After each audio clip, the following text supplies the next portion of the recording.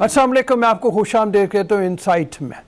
तालिबान की अफ़गानिस्तान में आमद तो हो गई और बड़े ज़ोरदार तरीके पे आमद हुई, इस तरीके से कि इस वक्त तकरीबन सारा अफ़गानिस्तान उनके कंट्रोल में है, एक ऐसे तरीके पे, ऐसे बर्क रफ्तार अंदाज में कि जिसकी पूरी दुनिया अंदाज़ा भी नहीं लगा सकती थी। लेकिन अब उससे बड़े चैलेंजेस उनके सामने हैं। वो चैलेंजेस ये हैं, उनका सिस्टम ऑफ गवर्नमेंट क्या होगा, वो अपना मंशूर किस तरह का बनाएंगे। अगर उन्होंने इंक्लूसिव, ऑल इंक्लूसिव, जिसमें तमाम दूसरे ग्रुपों को भी शमूलियत दी जाएगी, वो करना होगी तो उसकी शराइत क्या होंगी, क्या वो तालिबान की शराइत पे होगा या किसी और की शर्त पे होगा। उन पे बाहर का प्रेशर कितना ज़्यादा है और उस प्रेशर को वो किस हद तक कबूल करेंगे। जो 2-3 डॉक्यूमेंट उनके सामने आए हैं, उनमें से एक 98 का मंशूर है और एक 2020 का मंशूर है। दोनों के मुताबिक उनका system of government Islami Shariah compliance होगा। इसमें सबसे बड़ा तजाद उनका ये होगा कि वो डेमोक्रेसी के प्रिंसिपल्स को नहीं मानेंगे। फिर उनका सिस्टम ऑफ गवर्नमेंट क्या होगा, हम इसके बारे में बात करेंगे। हमारे साथ मौजूद है dean Boston university doctor Adil नजम, बैनुल-अक़वामी अमूर के माहिर हैं। उनसे चल के बात करते हैं इसी हवाले से, और इस हवाले से भी कि जो इस वक्त अमेरिका ने एक शिकस्त खाई है वहाँ पे, क्या उसका बदला वो इस तरीके से लेगा कि जैसे उसने साइगॉन में किया कि और पैसा पंप किया, उनसे ताल्लुकात बेहतर किए। और इस वक्त साइगॉन के ज़्यादातर लोग, वियतनाम के ज़्यादातर लोग ख़ुद को अमेरिका की तरह बनाना चाहते हैं, अमेरिकन्स की तरह बनाना चाहते हैं। उनके मुआशी इशारे भी बेहतर हुए और उनका जो निज़ाम हुकूमत है उसमें भी बेहतरी आई। तालिबान पे ऊपर इसका असर किस तरह से होगा, वो क्या लेंगे, इसको किस तरह से लेके चलेंगे, हम चल के बात करते हैं आदिल नजम साहब से। अस्सलाम वालेकुम आदिल। अस्सलाम वालेकुम। आपको खुश आमदेद कहता हूँ मैं शो में। ये बताइए, पहले तो यहीं से शुरू करते हैं कि वो जिस वक्त अमेरिका में एक जर्नल को प्रेस कॉन्फ्रेंस में ये पूछा गया कि वो जो 3 लाख की फ़ौज थी उसका असला किधर गया, तो वो उन्होंने कहा आई हैव नो आंसर्स, उसका कोई जवाब नहीं है। को अमेरिका में इस तरह का सवाल उठ रहा है कि इतनी बड़ी फ़ौज का जो इतना बड़ा असला था, उसमें हेलीकॉप्टर्स भी थे, बड़े डेडली किस्म के बॉम्ब्स भी थे, राइफल्स थी, वो सब कहाँ गया, किस तरफ गया, बगैर लड़े हुए क्या वो सब सरेंडर कर दिया, और अब उसका मुस्तकबिल क्या होगा। देखिए, इसके 2 पहलू हैं। जहाँ तक तो असले की बात है वो तो सबको पता है, इसलिए वो खामोश थे। असला कहाँ गया, जब जंग होती है, जीतता है, हारता है, जो जीतता है वो ले लेता है और वो हमें नज़र भी आ रहा है। लेकिन जो असली आपकी बात है वो बहुत अहम है कि यकीनन इस वक्त अमेरिका में बहुत से सवाल पूछे जा रहे हैं और मेरे ख्याल में ये पूछे जाएंगे। सवाल ये नहीं पूछे जा रहे कि वो निकल गए, सवाल ये भी सिर्फ नहीं है कि तालिबान क्यों आ गए, ये तो तय था। ये तो जब दोहा का एग्रीमेंट हुआ, जो ज़ालिम खलीलज़ाद साहब ने मैदान बिछाया था, उसका यही नतीजा होना। सवाल ये है कि जो पूछा जा रहा है कि 19 साल की एक इन्वेस्टमेंट, जिसमें पैसे की इन्वेस्टमेंट है, असले की इन्वेस्टमेंट है, ट्रेनिंग की इन्वेस्टमेंट है, लेकिन सबसे बड़ा एक नजरिया है, वो एकदम ठा करके कैसे गिर गए। गिर गए ये हैरानी नहीं है, लेकिन एकदम कैसे गिर गई कि जो तारीख थी उससे कहीं पहले गिर गई। और उसमें जो है, जो एक अमेरिका में सवाल पूछा जा रहा है कि यार हम जो है दुनिया की बड़ी तरीन ताकत किस चीज से आती है? पैसे से आती है, फौजी कुव्वत से आती है और इल्म या नॉलेज से आती है। हमने तीनों चीजें भरपूर अंदाज में लगा दी और वो फेल हो।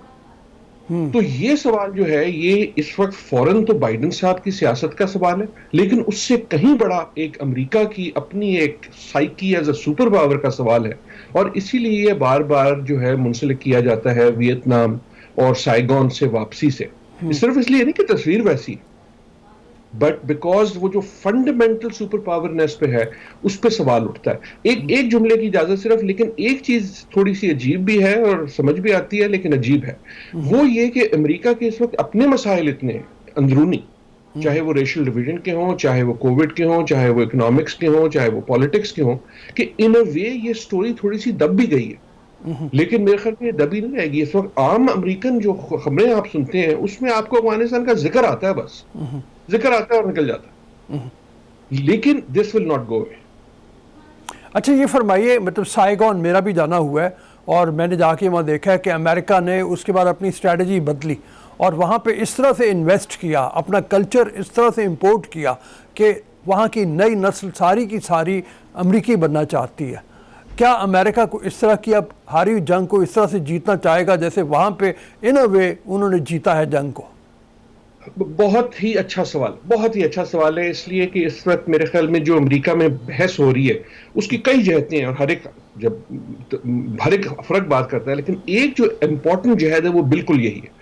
وہ یہ کہتی ہے کہ یار ٹھیک ہے، سائیگون ہے تو ہے، لیکن سائیگون اور ویتنام آج اس ویتنام سے بہتر ہے اکنامکلی، اکنامک لحاظ سے، سوشل لحاظ سے، اور امریکہ کے تعلقات اس سے بہتر ہیں، کئی بہتر ہیں جو کبھی بھی تھے. تو شاید دیٹ از دا لیسن کہ اگر ہمیں کچھ کرنا ہے تو افغانستان میں اس سے نئی قسم کے ہم تعلقات پیدا کریں. لیکن اس میں پہلا سوال تو یہ آتا ہے کہ وہ تعلقات پیدا ہوں گے طالبان سے.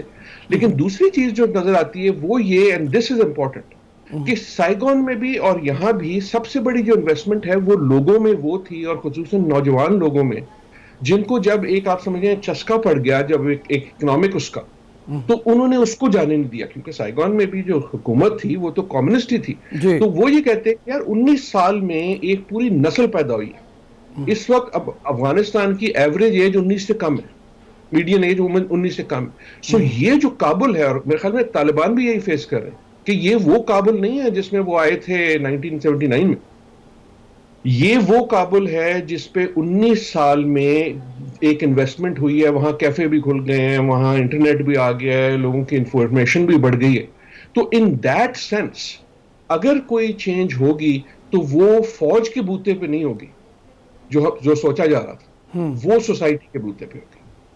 اچھا یہ بتائیے کہ بہت بڑی چیز ایک جو ہو سکتی ہے، دو تین چیزیں ہم جیسے ہم نے رکھیں اپنے. ایک تو یہ ہوا کہ اس عرصے میں جہاں 19 سال پہلے کوئی مڈل کلاس نہیں تھی، وہاں پہ اس 19 سال میں 15 سے 20% کی ایک مڈل کلاس بن گئی ہے. اور وہ مڈل کلاس کی ویلیوز بھی جیسے ہم بات کر رہے تھے مختلف ہیں، ان کی ایجوکیشن مختلف ہے، ان کی ڈیزائرز مختلف ہیں، ان کی خواہشات مختلف ہیں.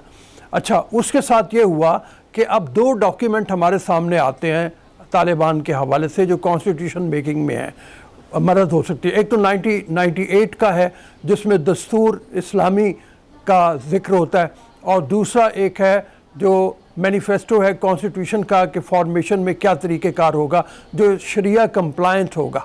یہ دونوں چیزوں میں ایک چیز سامنے آتی ہے اور وہ یہ ہے کہ یہ کانٹراڈکٹ کرتی ہیں ڈیموکریسی سے، یہ بالکل اپوز جاتی ہیں. تو طالبان کو کچھ اور سوٹ کرے یا نہ کرے، ڈیموکریسی بالکل سوٹ نہیں کرے گی. ایسے میں پھر کیا طریقہ کار ہوگا ویسٹرن پارٹیز کا یا ویسٹرن گورنمنٹس کا کہ ان کو انفلوئنس کرنے کے لیے؟ دیکھیں 2-3 چیزیں اس میں بڑی اہم ہیں. ایک تو یہ کہ ڈیموکریسی تو ہر ملک اس سے سٹرگل کرتا ہے، جہاں ہے بھی ہم بھی کرتے ہیں، امریکہ بھی کرتا ہے، ہم نے پچھلی الیکشن میں دیکھا. سو ڈیموکریسی سے کیا مطلب ہے؟ کیا مطلب یہ ہے کہ کسی نہ کسی قسم کی الیکشن ہو، یا مطلب یہ ہے کہ کسی نہ کسی قسم کی مشاورت ہو. اگر ہم نے افغانستان میں پہلے بھی جو ڈیموکریسی تھی غنی صاحب کی حکومت میں یا اس سے پہلے کارزئی میں، وہ کوئی ایسی آئیڈیل ڈیموکریسی تو نہیں تھی، نہ ہی وہ کوئی آئیڈیل ہیومن رائٹس کا اتنا وہ تھا. تو اگر تو ڈیموکریسی سے مطلب یہ نکالا جائے گا جو سیٹسفیکشن دے گا دنیا کو کہ کسی قسم کی مشاورت ہے، کہ جو بھی فارم بنتی ہے حکومت کی اس میں کسی قسم کی مشاورت ہے، کسی قسم کا آپشن ہے تمام افغانستان کو آنے کا، تو آئی تھنک فرینکلی وہ ایکسیپٹ ہو جائے گی. جو بڑی بات آپ کے سوال سے نکلتی ہے میرے خیال میں اس سے بڑی وہ یہ ہے کہ میری رائے میں ہم اس وقت سارے فوکس کر رہے ہیں کہ دنیا کیا کرے گی، امریکہ کیا کرے گا. امریکہ تو چلا گیا نا ہاتھ چھوڑ کے. یورپین یونین کیا کرے گا؟ یورپین یونین بھی میرے خیال میں خوش ہوگا اگر یہ اس کو چھوڑ دے. ظاہر ہے طاقتیں ہیں، چین ہے، روس ہے، یہ امپورٹنٹ رہے گا. لیکن میرے خیال میں اس وقت جو سب سے بڑے چیلنج ہیں طالبان کے، وہ افغانستان کے اندر کے. ایک تو ہم نے بات کی اس نوجوان نسل کی اور نئی سوسائٹی کی. دوسرا یہ ہے کہ یہ 19 سال میں نہیں 40 سال میں پہلی بار ہے کہ ایک طاقت کے پاس تقریباً سارا افغانستان. اب وہ کب تک رکھ سکتے ہیں وی ڈونٹ نو، لیکن اگر اسے وہ رکھیں گے تو پھر جوڑ توڑ کرنا پڑے گا نا. نارتھ سے بھی کرنا پڑے گا، ویسٹ سے بھی کرنا پڑے گا. اس لیے نہیں کرنا پڑے گا کہ ویسٹ کہہ رہا ہے کہ مغربی دنیا کہہ رہی ہے، اس لیے کرنا پڑے گا کہ آپ کو حکومت جب سنبھالنی ہوتی ہے چاہے وہ ڈیموکریٹک ہو یا نہ ہو, تو پھر آپ ڈیلز کرتے ہیں, اور وہ وہی ڈیلز کر کے آئے ہیں. اور سو ان اے وے طالبان کے جو چیلنج ہیں, اور یہی ہمیں نظر آ رہا ہے, دیکھیں آج تقریباً ہفتہ ہو گیا نا, اب تک جو تھا ٹائم جو تھا وہ طالبان کے ہاتھ میں تھا, بیکاز انہوں نے سوئفٹلی سرپرائز کیا ہر ایک کو. اب سوال یہ اٹھ رہا ہے کہ یار کیا وجہ ہے کہ یہ ابھی تک گورنمنٹ نہیں اناؤنس کر سکے, کیا وجہ ہے کہ ہمیں نہیں پتا, کیا یہ کانسٹیٹیوشن کی وجہ ہے یا یہ اس سیاسی جوڑ توڑ کی وجہ ہے, کہ جس میں میں نے بات کی ایک تو افغانستان کو ساتھ رکھنا ہوگا, لیکن اپنے لوگوں کو بھی تو ساتھ رکھنا ہوگا نا, جن لوگوں نے 19 سال پہ ایک نظریے کے تحت طالبان کے لیے لڑا ہے, وہ تو یہ سمجھ کے آئے ہیں کہ یار ہمیں اس لڑائی کے آخر میں یہ ملے گا, ایک نظریہ ملے گا, ایک خاص قسم کی حکومت ملے گی. اب اگر وہ دیکھتے ہیں کہ نہیں یار یہاں تو عالمی پریشر یا وٹ ایور میں ہم جن وعدوں پہ آئے تھے وہ پورے نہیں ہوئے, تو سیاست ہوتی ہے. یا تو Taliban that will force Taliban back to Mullah Omar قسم کی ایک اسٹرنجنٹ وائلنٹ پالیٹکس, یا it will force Taliban into becoming اسی قسم کا ایک ون مور پولیٹیکل پلیئر جیسے ساری دنیا میں ہوتے ہیں, جہاں you will have to compromise and make deals. بالکل. اس میں ایک اور چیز بھی بڑی, تیسری قوت بھی بہت بڑی ہے, اور وہ ان طالبان فائٹرز کی ہے جو اس وقت ساتھ شامل ہیں, جو پورے افغانستان میں پھیلے ہوئے ہیں. ان کے کھانے پینے کا انتظام کیا ہوگا, ان کی سیلریز کہاں سے آئیں گی, اور کیا یہ ایک پیرل فوج بننے جا رہا ہے یا یہی فوج ہوگی, اور جو پرانی فوج ہے اس کا کیا ہوگا, یہ بھی ایک بڑا سوال ہے. بہت بڑا سوال ہے. اور یہ جس طرح آپ نے بات کی, دیکھیں ہم تصویریں دیکھتے ہیں اور ڈپینڈنگ کس کی کیا سیاست ہے, یا نظر آتی ہے کہ دیکھو یار یہ بدلے ہوئے طالبان ہیں, کتنے اچھی طرح سے ہر ایک سے ہیں اور کافی شاپ پہ بیٹھے ہوئے, یا ڈپینڈنگ ہے کہانی کون سنا رہا ہے کہ دیکھو یہ تو وہی طالبان ہیں, گھر میں گئے اور انہوں نے توڑا اور انہوں نے یہ ظلم کیا. تو میرے خیال میں دونوں چیزیں ہوں گی, کیونکہ وہ جو ہم جس کو فوج کہہ رہے ہیں یا جو بھی ان کے فائٹرز ہیں, وہ they are not a passive character. ایسا تو نہیں ہے کہ ان کو کہیں گا یہ کر لو تو کر لو. جس نے 19 سال لڑا ہے وہ اپنی جو ان کے انٹرسٹ ہیں, اگر ان کو تنخواہیں نہیں ملیں گی, اگر ان کو نظریہ نہیں ملے گا, تنخواہ سے زیادہ اتنا ہی اہم ہے کہ ان کو یہ نہیں سمجھ آئے گا کہ جس چیز کے لیے میں نے لڑا تھا, جو بھی ان کے ذہن میں وہ مجھے مل رہی ہے, تو دین دے ول ایکٹ. اگر میں اس میں, آپ نے تیسری گئی تو 3.5 والی میں ایک اور بھی ڈال دوں کہ اگر طالبان اپنے آپ کو ایک فارمل حکومت کی طرح کرنا چاہیں گے, تو پھر یہ پتہ لگے گا کہ یار بجلی کا جو بجلی گھر ہے وہ بھی کسی نے چلانا ہے, جو ڈاک کا سسٹم ہے وہ بھی کسی نے چلانا ہے. پچھلی جو طالبان کی حکومت میں تھی اس میں بہت ساری ایسی چیزیں تھیں انہوں نے اسے رائٹ آف کر دیا تھا. They were not interested in a modern state. اگر وہ ماڈرن اسٹیٹ میں ہلکا سے بھی انٹرسٹڈ ہوتے ہیں یا ان کو سوسائٹی کرتی ہے, تو ڈاک خانہ چلانے کے لیے کوئی بندہ چاہیے ہوگا نا, یا وہ آپ کے طالبان کے ایڈر سے آئے گا, یا وہ انہی لوگوں سے آئے گا جو پچھلے 19 سال میں چلا رہے تھے. So again what I'm suggesting is کہ this is why I'm saying کہ اب کہانی جو ہے وہ افغانستان کے اندر ہے, اور in a way the biggest challenge is کہ کیا یہ طالبان رہیں گے یا یہ حکومت افغانستان بن جائیں گے. جس کی صورت میں I think اگر یہ حکومت افغانستان بن گئی, so if it becomes Taliban control, that is a different story. اگر یہ حکومت افغانستان جس کا طالبان کے پاس کنٹرول ہے, اس میں جھنڈا ہوتا ہے, اس میں ایک ماڈرن سٹیٹ ہوتی ہے, آپ کو پھر تسلیم کرتے ہیں یا نہیں کرتے, دین آئی ہیو اے فیلنگ کہ جو ویسٹ ہے وہ شاید ڈھونڈے گا کوئی طریقہ کہ ان سے تعلقات کسی طرح بنا دے, as long as they give them some, کوئی ایک رستہ, کوئی ایک اسپیس آف فیس سیونگ, کہ ایسا نہ لگے کہ یہ وہی طالبان ہیں جو ملا عمر کے تھے. مجھے جہاں بہت سے چیلنجز لگتے ہیں, 2 چیلنج اور میرے سامنے آتے ہیں, اور وہ چیلنجز یہ ہیں, ایک تو ظاہر ہے جیسے ہم نے بات کی ہے, ملک کا نظام چلانے کے لیے سب سے پہلے پیسہ کہاں سے آئے گا. اس وقت امریکہ نے تو جو ان کی $9.5 بلین سے وہ منجمد کر دیا ساتھ سے. یورپی یونین کہہ رہی ہے ہم ان کو پیسے نہیں دیں گے, باقی ممالک بھی کہہ رہے ہیں جہاں سے پیسے آتے تھے ہم انہیں پیسے نہیں دیں گے. یہ پیسہ کہاں سے جنریٹ ہوگا اگر فوری طور پہ نہیں ہوتا تو. دوسرا جیسے یہ ہے کہ میرے لیے مطلب ایک بڑا سوال بن جاتا ہے کہ بچوں نے اسکول جانا شروع کرنا, ابھی تک ان کو جو تعلیم دی جا رہی تھی وہ ایک ماڈرنائز قسم کی تعلیم دی جا رہی تھی. کیا طالبان اسی کریکلم کو جاری رکھیں گے, اسی سلیبس کے ساتھ چلیں گے, یا یہاں پہ بھی بڑی تبدیلی آئے گی؟ تو یہ 2 سوال اور ذرا بڑے لگ رہے ہیں, اس کا کیا جواب آپ کے ذہن میں آتا ہے؟ دیکھیے میرے خیال میں دونوں کا تعلق اس سے ہے جو ہم پہلے بات کر رہے تھے کہ کیا افغانستان ایک semi modern reasonably modern state بننے، ماڈرن سے استعمال نظریے کا نہیں ہے، ماڈرن کا یہ جو ایک اسٹیٹ اپریٹس ہوتا ہے کہ اس میں اسکول ہوتے ہیں، اس میں حکومت کی کچھ رسپانسبلٹیز ہوتی ہیں، اس میں اکانومی ہوتی ہے، وہ بننے جا رہے ہیں، یا وہ ایک ریزسٹنس موومنٹ ہی ہیں جو دنیا سے الگ تھلگ ہے، جو پچھلی بار تقریباً کافی حد تک وہ تھے۔ اگر تو یہ پہلی بات ہوتی ہے، دوسری بات ہوتی ہے تو پیسہ شاید پیسہ بڑا امپورٹنٹ ہوگا اگر یہ ایسا ہوا۔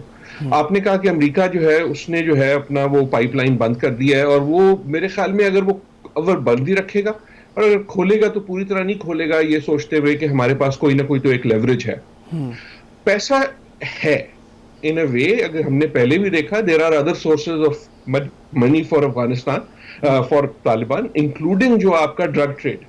19 سال جو ایک جنگ لڑی گئی اس کے لیے بھی تو پیسہ چاہیے تھا، اس کی کوانٹم فرق تھا، اس کا مقدار فرق تھی، لیکن کیا ایک ماڈرن اسٹیٹ اس قسم کے پیسے پہ چلے گی؟ کیا پیسے کی ضرورت کی وجہ سے نئی عالمی سیاست بنے گی؟ کیونکہ آپ کے دوسرے فنڈر ہو سکتے ہیں، اگر یورپین یونین اور امریکہ جو ہے وہ پائپ لائن بند کرتا ہے تو پھر اگر آپ افغانستان میں بیٹھے ہیں، the logical place to look at وہ چین ہوگی یا روس ہوگا یا ایران ہوگا یا جیسے ہم نے بات کی دوسرا ٹریڈ ہوگا۔ سو یہ والی ساری محرکات آپ کے اس سوال سے کھلیں گی۔ جہاں تک اور دوسری جو آپ نے بڑی اچھی بات کی تعلیم کی، اس کے بھی دو پہلو ہیں۔ پہلے تو یہ کہ کیا تعلیم کے ادارے کھلیں گے؟ کیا ایز اے اسٹیٹ طالبان یہ اپنی رسپانسبلٹی سمجھیں گے کہ ہاں یار ہم نے اسکول کھولنے، وہ سوشل پریشر سے بھی ہوگا، یا یہ کہیں گے کہ یار بند کرو، ہم تو جو ہے نا طالبان ہیں، ہمارے تو نظریے میں ہی نہیں، which is the other very extreme۔ جہاں تک کریکلم کی بات ہے استاد، دیکھیں میں آئی ایم کوائٹ کنونسڈ یہ ایکسپیکٹ کرنا کہ طالبان جو ہیں وہ واپس اسی پہ چلے جائیں گے جو پچھلے 2 ہفتے پہلے تعلیم تھی یا 2 ہفتے پہلے نظریات تھے، آئی ڈونٹ تھنک وہ کر سکتے، نہ وہ میرے خیال میں کرنا چاہتے ہیں، نہ وہ کر سکتے ہیں۔ سو جب لوگ کہتے ہیں طالبان بدلے یا نہیں بدلے، اس کا یہ مطلب نہیں ہے کہ وہ بالکل سیکولر ہو جائیں گے۔ اگر وہ 19 سال کے طالبان سے فرق ہیں بھی تو دیکھیں نا، جس نظریے پہ، جس نعرے پہ، جس وعدے پہ وہ یہ سمجھتے ہیں کہ ہم جیت کے آئے، ہم نے ایک سپر پاور کو ہٹا دیا، آپ وننگ اسٹریٹجی تو نہیں چینج کیا کرتے، تو they are going to stick to that. So stick to that کا اب جو سوال ہے وہ یہ نہیں ہے کہ واپس اس پہ جائے گا سوال۔ اگر یہ ہے ایک ایکسٹریم جہاں غنی صاحب کے زمانے میں چیزیں تھیں، اور یہ ہے دوسری ایکسٹریم جہاں 19 سال پہلے چیزیں تھیں، سوال یہ نہیں ہے کہ کیا وہ ادھر آ جائیں گے، سوال یہ ہے کہ کیا وہ وہیں رہیں گے جہاں 19 سال پہلے تھے۔ Probably, hopefully, it will be somewhere middle, closer to a modern, open system. اچھا، یہ بڑی ہوپ فل قسم کی سچویشن جو آپ بتاتے ہیں، پروبیبلی مطلب اس پہ لگتا ہے ایسے ہے، لیکن میرے خیال میں ماڈلز جو دنیا کے مختلف دیکھے جائیں، کیا آپ کو لگتا ہے کہ ایران کا ایک ایسا ماڈل ہے جو سسٹم آف گورنمنٹ کا ان کے پاس موجود ہے جس کو لے کے وہ چل سکتے ہیں؟ دیکھیں میں باری باری ماڈرن کہہ رہا ہوں، اور میں ہر بار بولنے کے بعد سوچتا ہوں کہ یار ماڈرن سے یہ مطلب نہ لیا جائے کہ ہم سویڈن کی بات کر رہے ہیں، ہاں، یا ہم جو ہے ڈنمارک کی بات کریں۔ تو میرا تو ماڈرن سے صرف سوال یہ ہے کہ ایک جو ہوتا ہے نا ایپریٹس حکومتی، وہ اس کو آپ اور حکومت اور سوسائٹی کا ایک ریلیشن شپ ہوتا ہے، تو اس میں جو ماڈل آتا ہے سب سے پہلے ذہن میں وہ ایران کا ہی آتا ہے، کہ ایران جو ہے وہ ایک تھیولوجیکل اسٹیٹ ہے، اس کو ڈیموکریسی کہنا بھی ٹھیک نہیں ہے، لیکن فنکشنلی وہ ماڈرن اسٹیٹ ضرور ہے۔ ڈاکخانہ چلتا ہے، یونیورسٹیز چلتی ہیں، تعلیم ہوتی ہے، کووڈ کے ٹیکے لگتے ہیں، ہیلتھ سسٹم ہے، اچھا ہے برا ہے وہ بعد کی بات ہے، وہ ریلیجس ہے، لیفٹ ہے، رائٹ ہے، وہ بعد کی بات ہے، لیکن ایک اسٹیٹ اپریٹس ہے۔ سو ایک ماڈل افغانستان کا ہے جس کا ذکر کیا جا سکتا ہے، دوسرا ماڈل جو ہے وہ ایک سعودی عربیہ قسم کی جگہ کا ہے جس کا ذکر کیا جا سکتا ہے، کہ جس کے ویسے تعلقات بھی بڑے ہیں، لیکن جو آپ کوٹ ان کوٹ شریعت کی بات کرتے اس میں وہ اڑ جاتے ہیں۔ ان کا ایک موقف ہے جو بہت سے باقی مسلمان دنیا کے بھی نہیں ہے، لیکن اس پہ ہے۔ دوسرے بھی 2-3 ماڈل ہیں۔ So these models are there. اور ایک اہم بات جس پہ ہم نے ذکر نہیں کیا جو اس سے ریلیٹڈ ہے، وہ یہ کہ اگر کوئی فرق ہے 19 سال پہلے اور اس میں، تو 19 سال پہلے جو لوگ تھے انہوں نے شہر بڑا اگر کوئی دیکھا تھا تو کابل دیکھا تھا، لفظ طالبان سے ہی، کہ وہ خود سرپرائز ہوئے آئے اور پھر انہوں نے جو ان کے ذہن میں تھا اس اختراع سے ایک سسٹم بنایا۔ یہ جو طالبان ہیں یہ تو 19 سال جو ہے یہ سوچتے رہے ہیں کہ یار ہمارے ساتھ کیا ہوا، اور پھرتے بھی رہے، اور خصوصاً پچھلے 19 مہینے میں انہوں نے قطر میں بھی ہاسپٹیلٹی دیکھی، انہوں نے دنیا کی بڑی جو لیڈران ہیں ان سے بڑے بڑے ہوٹلوں میں ملاقاتیں بھی کیں، وہ ہوسٹ بھی ہوئے، انہوں نے دنیا بھی دیکھی، تو یقیناً انہوں نے یہ بھی سوچا ہوگا کہ یار کیا کیا ماڈل ہے، ان کو بہتر پتہ ہے، اب آج کے طالبان بہتر جانتا ہے اس طالبان سے کہ ایران کا ماڈل ہے کیا، سعودی عربیہ کا یا گلف کا ماڈل ہے کیا۔ جب ہم سوچتے ہیں کہ انہوں نے ابھی تک حکومت نہیں بنائی، تو میرے خیال میں ایک جو گفتگو ہو رہی ہوگی وہ یہی ہو رہی ہوگی، ایک تو یہ ہو رہی ہوگی نا کون آئے گا کون نہیں آئے گا، لیکن ایک اس گفتگو کا بہت بڑا پہلو یہ ہوگا کہ کیا ہوگا، کہ یہ جو ماڈل ہے کس قسم کا ہوگا۔ تھینک یو عادل، آپ نے بڑی تفصیل سے بات کی۔ اصل بات یہی ہے کہ سسٹم آف گورنمنٹ ان کا جو بھی ہوگا وہ 2-3 ماڈل ان کے سامنے ہیں، ان میں سے کس ماڈل کو وہ لے کے چلتے ہیں۔ ایک ماڈل ایران کا ہے، ایک سعودی عرب کا ہے، اور اس کے ساتھ ان کو یہ بات کا خیال رکھنا پڑے گا کہ اگر وہ آل انکلوسیو گورنمنٹ بناتے ہیں تو اس میں جو ماڈل ہے اس ماڈل میں کس حد تک وہ تبدیلیاں ایسی لائیں کہ وہ ایک ماڈرن اسلامک اسٹیٹ بن سکے۔ کیا طالبان نے یہ کچھ سیکھ لیا ہے؟ یہ تو آنے والا وقت ہی بتائے گا، لیکن ابھی ہم اس سیگمنٹ کو یہاں ختم کرتے ہیں، ایک بریک لیتے ہیں۔ بریک کے بعد جب واپس آئیں گے تو ہمارے ساتھ موجود ہوں گے پریزیڈنٹ ینگ ڈاکٹرز ایسوسی ایشن۔ ڈاکٹرز نے بڑی خدمات دی ہیں اس پورے عرصے میں جو پینڈیمک کا ہے، جو کووڈ-19 سے ایک فائٹ کرنے کا ہے، لیکن ڈاکٹرز کی قربانیوں کو کیا اپریشیٹ نہیں کیا جا رہا، جس کی بنیاد کے اوپر وہ شکایت کرتے ہیں۔ وہ کیا چاہتے ہیں، اس کی بات کریں گے ڈاکٹر سلمان نصیب سے ایک چھوٹی سی بریک کے بعد۔ ابھی اجازت دیجیے بریک۔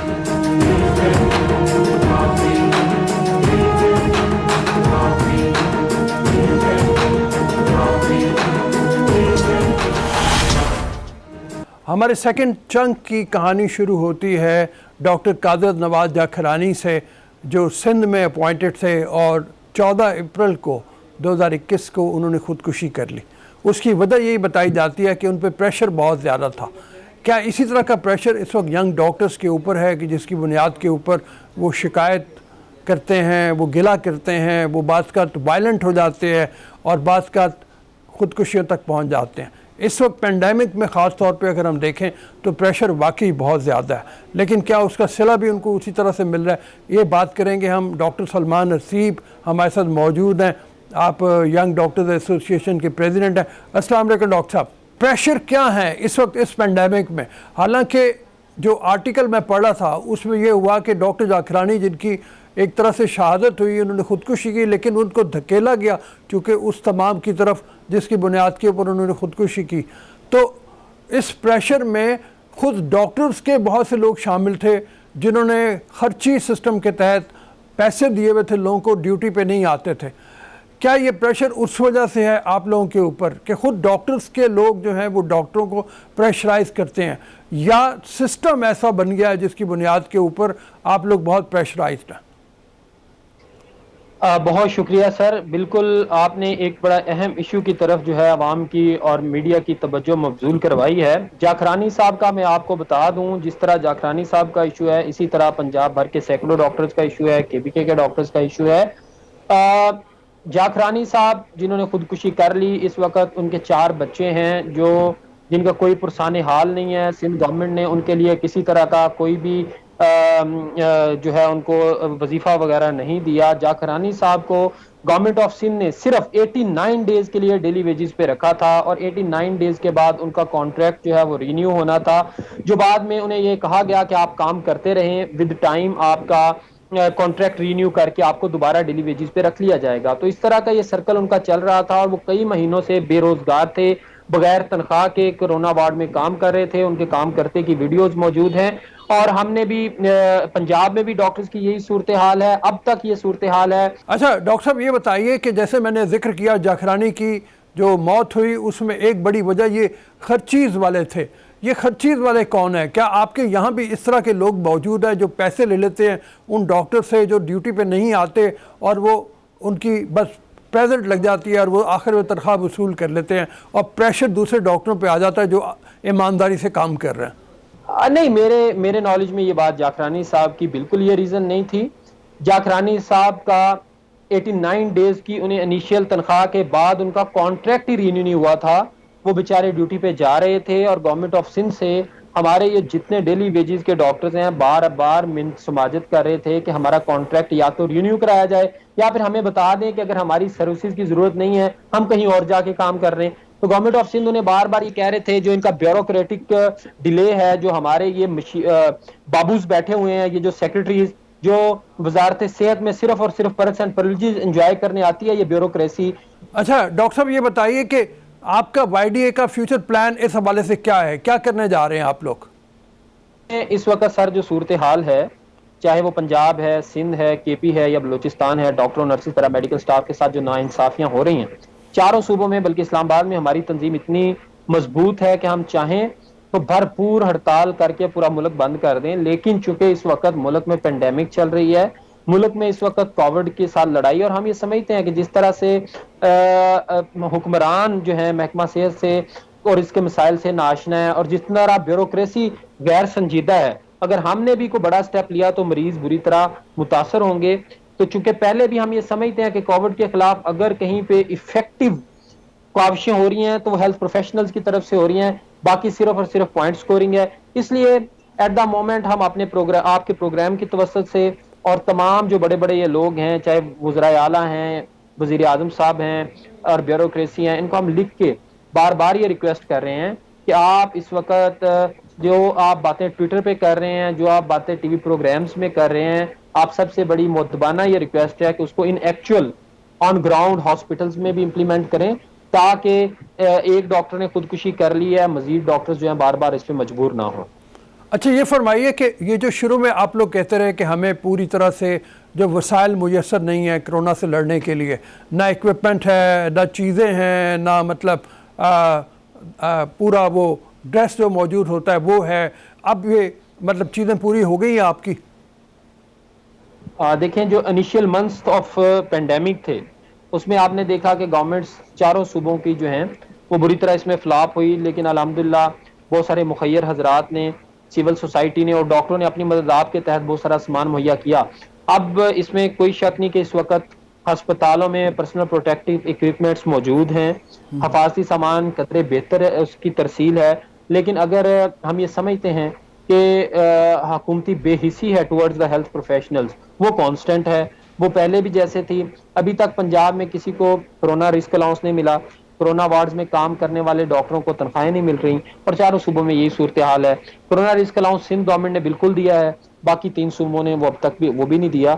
تو یہ صورتحال آپ کے سامنے ہے. تاہم حفاظتی سامان چونکہ آپ کو پتہ ہے بہت بڑا ایشو بن گیا تھا، اور اس میں انٹرنیشنل این جی اوز بھی آئیں، چائنا کی طرف سے سپورٹ بھی آیا، این سی او سی نے بڑا اچھا کام کیا، اور اس کے باعث جو ہے حفاظتی سامان موجود ہے.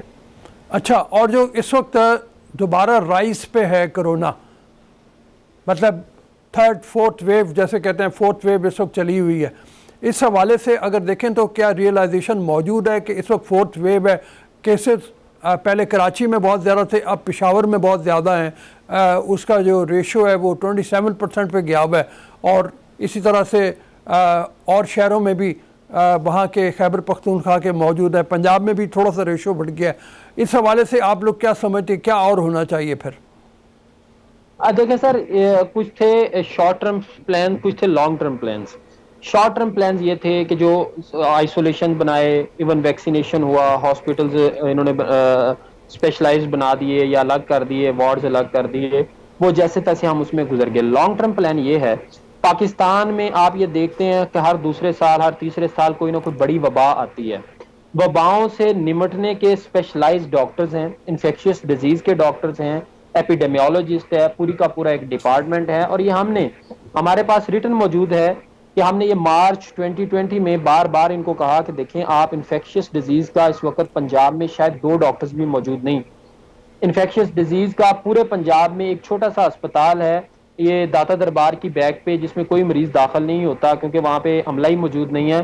پورے لاہور کی بات کر لیں، پنجاب میں کہیں پہ بھی شاید انفیکشس ڈیزیز کا state of the art hospital نہیں ہے، ایک پروفیسر نہیں ہے، ایک پراپر آرگنائزڈ وارڈ نہیں ہے. ہم نے بار بار یہ ریکویسٹ کی تھی کہ آپ کو انفیکشس ڈیزیز کے وارڈز بنانے پڑیں گے. دوسری بات، جو ہمارے ڈاکٹرز ہیں جو انٹینسیو کیئر یونٹس کے ہیں, آئی سی یوز کے ڈاکٹرز ہیں, you will be astonish to know کہ جب سے کووڈ آیا ہے ان کی اسپیشلائزیشن پہ پنجاب میں پابندی ہے. 2020 سے سیکرٹریز جو کہ بیوروکریٹس ڈیسائیڈ کرتے ہیں, یہ بھی ایک عجیب المیہ ہے کہ اسپیشلائزڈ ہیلتھ کیئر کی جتنی ایجوکیشن پالیسی ہے ان کو بیوروکریٹس بیٹھ کے ڈیسائیڈ کرتے ہیں. تو 2020 سے میں آپ کے پروگرام میں بھرپور اس کے ساتھ بات کر رہا ہوں کانفیڈنس سے, اگر یہ غلط ثابت ہو جائے آئی ول بی رسپانسبل. انٹینسیو کیئر کی 2020 جنوری کے بعد سے ابھی تک اس کی اسپیشلائزیشن میں داخلہ ہی نہیں ہوا. دیکھیں آپ نے ہیومن ریسورس کہاں سے لینا ہے, آپ نے انفراسٹرکچر کہاں سے لینا ہے, آپ کو وارڈز بنانے پڑیں گے, آپ کو آپ کے ڈاکٹرز ٹرینڈ کرنے پڑیں گے. پھر ہو یہ رہا ہے کہ اس وقت جو سائیکیٹری میں کام کرنے والے ڈاکٹرز ہیں, جو آئی ڈپارٹمنٹ میں کام کرنے والے ڈاکٹر ہیں, ان سے آپ کورونا کے مریضوں کا جب علاج کروائیں گے تو وہ ایمرجنسی کی صورتحال میں تو کسی قدرے کام آ سکتا ہے, لیکن لانگ ٹرم پلان میں اب ہمیں 1.5 سال سے 2 سال کا عرصہ ہو گیا کووڈ سے لڑتے ہوئے. اس سے پہلے ہم نے ڈینگی کو بھگتا تھا, اس سے پہلے کانگو وائرس اور ایبولا وائرس, اور ایون کراچی میں نگلیریا آیا ہوا ہے. تو ان تمام جو ایپیڈیمیولوجی جو پینڈیمک اور ایپیڈیمکس ہوتی ہیں اس کے علاج کے لیے پراپر وارڈز ہوتے ہیں, جو شاید کراچی میں تو ایک آدھ ہاسپٹل موجود ہے, لاہور میں پنجاب میں کوئی بھی نہیں ہے, پشاور میں اور کے پی کے میں نہیں ہے, اسلام آباد میں آپ شاید سنا ہے کہ بنا رہے ہیں. لیکن صوبہ جو 60% آبادی والا صوبہ ہے پنجاب, اس میں صرف ایک انفیکشیس ڈیزیز کی ڈاکٹر ہیں, وہ بھی جنرل میڈیسن کی وارڈ میں کام کر رہی ہیں, ڈاکٹر صوبیہ قاضی صاحبہ.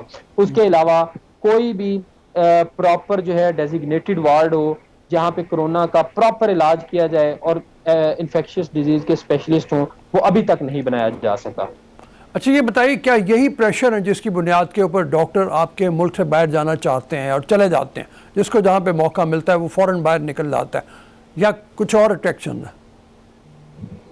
نہیں, اس وقت پاکستان میں ڈاکٹرز میں جاب لیسنس کا ایشو بہت بڑھ چکا ہے. پاکستان میڈیکل کمیشن اپنے قیام میں آنے کے بعد سے اب تک بری طرح ناکام ہوا ہے ڈاکٹرز کے مسائل کو حل کرنے میں, چاہے اس میں نئے میڈیکل کالجز بننے کا ایشو ہے یا ڈاکٹرز کی تعداد بڑھنے کا ایشو ہے. یہ تمام ایشوز جو ہیں پاکستان میڈیکل کمیشن نے سیٹل کرنے تھے. اس کے بعد اگر آپ دیکھ لیں, جب سے کووڈ آیا ہے پنجاب میں اسپیشلائزڈ ہیلتھ کیئر میں ڈاکٹروں کی نوکریوں پر پابندی عائد کر دی گئی, اور اس وقت پنجاب میں جس قدر ڈاکٹروں کی فیوچر کی غیر یقینی صورتحال ہے اور غیر پائیداری ہے, تو اس وقت پنجاب سے اور پورے پاکستان سے ہزاروں کی تعداد میں ڈاکٹر جو ہیں وہ امریکہ میں جا رہے ہیں, وہ یو کے میں جا رہے ہیں, آئرلینڈ, ابھی کویت میں آپ نے دیکھا سینکڑوں کی تعداد میں ڈاکٹر چلے گئے. ایسا نہیں ہے کہ پاکستان میں ڈاکٹرز کی کمی پوری ہو گئی ہے.